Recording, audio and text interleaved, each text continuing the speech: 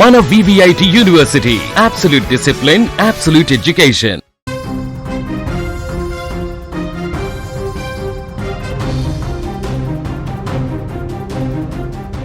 దక్షిణాది సంగీత ప్రపంచంలో వారు ఇద్దరు ధృవతారలు.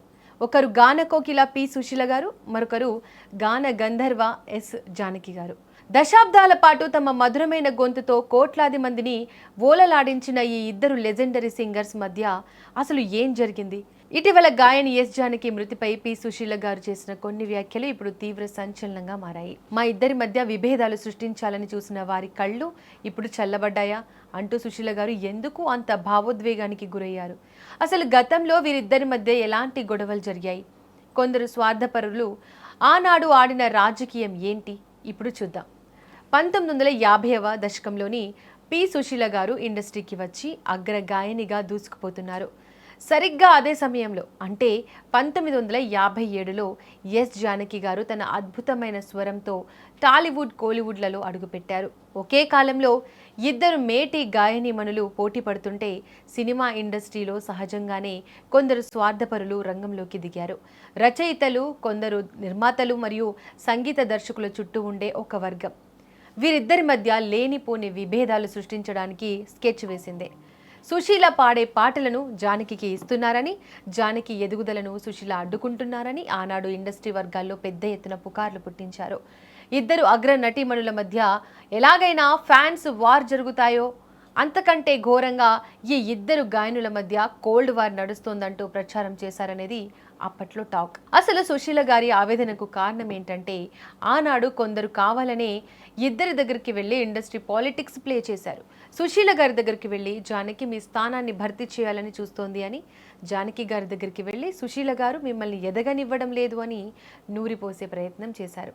ఒకరినొకరు ముఖం చూసుకోకుండా ఉండేందుకు, ఇద్దరు కలిసి ఒకే వేదికపై లేదా ఒకే స్టూడియోలో పాడకుండా ఉండేందుకు తెర వెనుక పెద్ద కుట్రలే జరిగాయి. ఆనాడు సినిమా అవకాశాల కోసం ఈ ఇద్దరు సింగర్స్ మధ్య విభేదాలు ఉంటేనే తమకు లాభం జరుగుతుందని భావించిన కొందరు వ్యక్తులు వీరి స్నేహాన్ని చిదిమేయాలని చూశారు.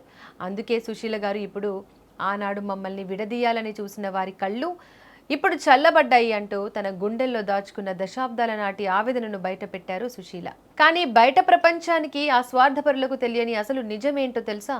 లోకం ఎంతగా పుకార్లు సృష్టించినా సుశీల, జానకిల మధ్య అనుబంధం ఎప్పుడు తెగిపోలేదు. బయట ఇండస్ట్రీ వాళ్ళు సృష్టించిన గొడవలను పక్కన పెట్టి వాళ్ళిద్దరూ పర్సనల్ లైఫ్లో ఎంతో ఆత్మీయంగా ఉండేవారు. ఒకరినొకరు అక్కా చెల్లెలలా భావించేవారు. జానకి గారి పాత్ర విశిష్టతను సుశీల గారు ఎప్పుడూ మెచ్చుకునేవారు. అలాగే సుశీల గారిని తన సీనియర్గా జానకి గారు ఎంతో గౌరవించేవారు. కొందరు సృష్టించిన మాయాజాలాన్ని దాటుకొని వారిద్దరు దశాబ్దాల పాటు టాలీవుడ్ను ఏలారు. కానీ కెరీర్ ప్రారంభంలో ఆ స్వార్థపరులు సృష్టించిన మానసిక క్షోభ, ఇద్దరి మధ్య పెట్టిన అపార్థాలు ఎంత దారుణమైనవో సుశీల గారి మాటలను బట్టే అర్థం చేసుకోవచ్చు. నిజమే, జానకమ్మ లేని సంగీత ప్రపంచాన్ని ఊహించలేం. దశాబ్దానికి ఒక్కరే పుట్టే ఇలాంటి గాయనిమణుల మధ్య గొడవలు పెట్టాలని చూసిన ఆనాటి కుట్రలు కాలగర్భంలో కలిసిపోయిన సుశీల, జానకిల మధుర గాత్రాలు మాత్రం తెలుగువారి గుండెల్లో ఎప్పటికీ నిలిచే ఉంటాయి. జానకమ్మ భౌతికంగా మన మధ్య లేకపోయినా ఆమె పాడిన వేలాది పాటల రూపంలో ఎప్పటికీ చిరంజీవిగానే ఉంటారు. అందరూ ఏదో అనుకుంటాం, మనం ఉన్నన్నాళ్ళు తిన్నారు మమ్మల్ని ఇద్దరిని. నా మీద ఆవిడకి చెప్పి, ఆవిడ మీద నాకు చెప్పి, ఇట్లాగా ఏడిపించుకుని తిన్నారు మనుషులు. ఇప్పుడు వాళ్ళందరికీ చల్లగా ఉంటారు ఆ కళ్ళు.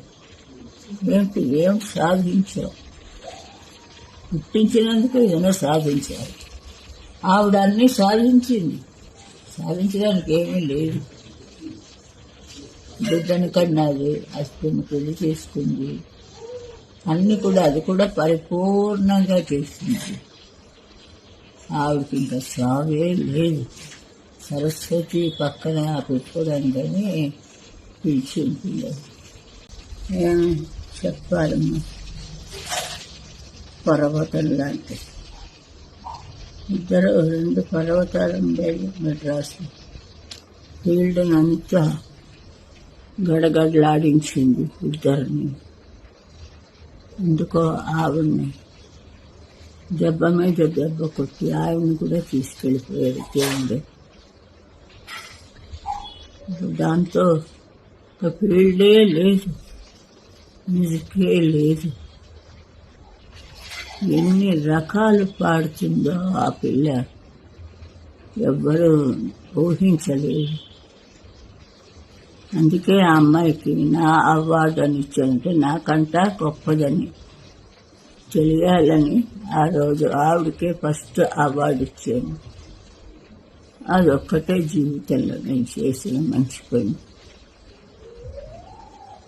ఇంత హఠాత్తుగా అన్నీ ఇలాగే వస్తాయి, మనకి తెలియకుండానే పుడతాం, తెలియకుండానే ఆవి వెళ్ళిపోతుంది దాని టైం అయిపోగానే.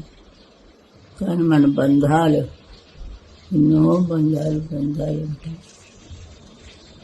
నిజంగా ఇది ఇంకా ఫీల్డ్ ఉన్నది, పాఠకులు ఉంటారు. మళ్ళీ ఇంత లెవెల్కి రావడానికి నిజంగా ఒక కాపు కాసింది ఆవిడ. నేనేం లేదు, ఏదో చిన్న చిన్న పాటలు పాడి లౌడ్ వేసి అలాంటివనే.